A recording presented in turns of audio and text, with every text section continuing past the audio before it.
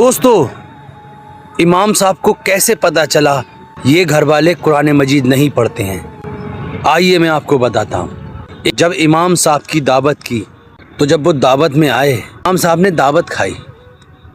खाने के बाद वहाँ से चले गए। उसके बेटे ने कहा, पापा मुझे ऐसा लगता है उस दिन इमाम साहब दावत खाने आए थे, बिस्तर पे मेरे पैसे पड़े थे, मुझे लगता है इमाम साहब ले गए। तो उसके बाप ने कहा, नहीं बेटे, ये गलत बात है, इमाम साहब ऐसा काम नहीं कर सकते, आपको जरूर गलत फहमी हुई होगी, आपने कहीं रख के भूल गए होगे, आप ध्यान करना। बच्चे को ये बात समझ में नहीं आई। फिर ऐसा मौका आया, फिर इमाम साहब की दावत की गई, फिर इमाम साहब को बुलाया गया, दस्तरखान लगे और उनको मेहमान नवाजी से नवाजा। फिर उस बच्चे को रहा नहीं गया।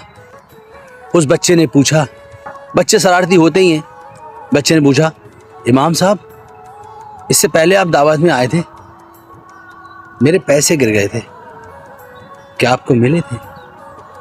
तो इमाम साहब रोने लगे।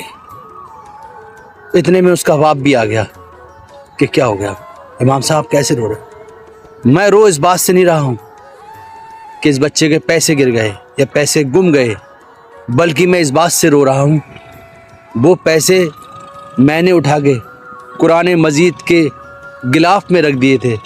मैंने सोचा अमूमन लोग रोज़ कुरान शरीफ पढ़ते होंगे तो ये खोल के देखेंगे और अपने पैसे ले लेंगे, मगर अफसोस जो मैं रो रहा हूँ, 6 महीने के बाद तुम्हारे यहाँ दावत में आया हूँ, फिर आज तक आपने कुरान मजीद नहीं खोला।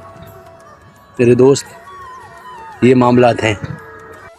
मेरे दोस्तों, थोड़ी सी भी ये वीडियो आपके दिल में उतरी हो तो इसको शेयर ज़रूर कर देना।